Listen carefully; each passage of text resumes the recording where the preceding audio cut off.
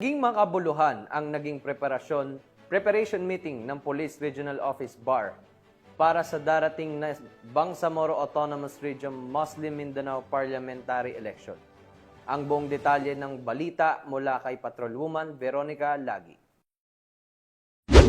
Matagumpay na isinagawa ang preparation meeting para sa Bangsamoro Parliamentary Elections na pinangunahan ni Police Brigadier General Jason C. de Guzman, Regional Director ng ProBAR nito lamang ika-16 ng Agosto taong kasalukuyan sa ProBAR Launch Camp Bigen sa Lipada kay Pendatun, Parang, Maguindanao del Norte.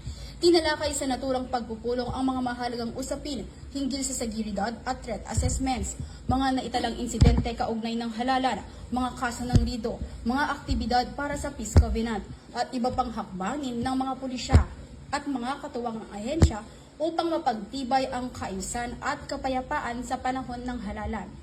Ang aktibidad na ito ay bahagi ng masusing paghahanda para sa kauna-unahang BAR Parliamentary Elections na nakatakdang ganapin sa darating na Oktubre 13, 2025.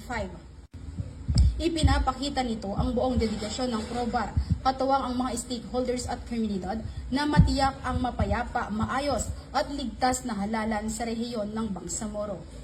Mula rito sa rehiyon ng Bangsamoro, ako ang inyong Police News Network Correspondent, Patrolwoman Veronica Lagi, alagad ng batas, taga-taguyod ng Balitang Pulis.